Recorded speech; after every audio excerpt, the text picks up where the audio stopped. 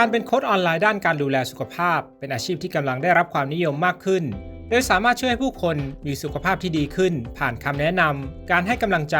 และแผนการดูแลสุขภาพที่เหมาะสมกับแต่ละบุคคลโค้ชสุขภาพออนไลน์คืออะไร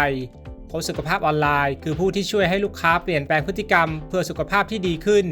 เช่นการกินอาหารที่ดีการออกกำลังกายและการดูแลสุขภาพจิตผ่านช่องทางออนไลน์เช่น Zoom, Line, Facebook หรือแพลตฟอร์มอื่นๆทักษะที่จำเป็นสำหรับโค้ชออนไลน์ด้านการดูแลสุขภาพจะต้องมีความรู้ด้านสุขภาพโภชนาการการออกกำลังกายสุขภาพจิตการสื่อสารที่ดีการพูดการฟังการให้คำแนะนำอย่างมีประสิทธิภาพ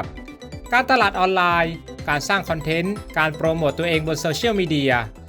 การให้คำปรึกษาเข้าใจลูกค้าและช่วยให้พวกเขาปรับเปลี่ยนพฤติกรรม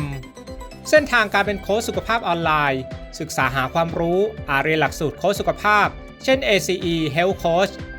กำหนดกลุ่มเป้าหมายเช่นโค้ชลดน้ำหนักโค้ชสุขภาพจิตหรือโค้ชสุขภาพองค์รวมสร้างแบรนด์ตัวเองสร้างเพจ Facebook Instagram YouTube หรือเว็บไซต์ให้คำปรึกษาฟรีหรือราคาถูกช่วงแรกเพื่อสร้างฐานลูกค้าและรีวิวออกแบบโปรแกรมสุขภาพคอร์สออนไลน์โปรแกรมโค้ชส่วนตัวหรือคอร์สกลุ่มขยายฐานลูกค้าใช้โฆษณาการตลาดคอนเทนต์และรีวิวจากลูกค้ารายได้ของโค้ชสุขภาพออนไลน์คอร์สออนไลน์เริ่มที่ 1,000 ถึง 10,000 บาทต่อคอร์สโคชชิ่งแบบตัวต่อตัวเริ่มที่ 1,500 ถึง 10,000 บาทต่อเดือน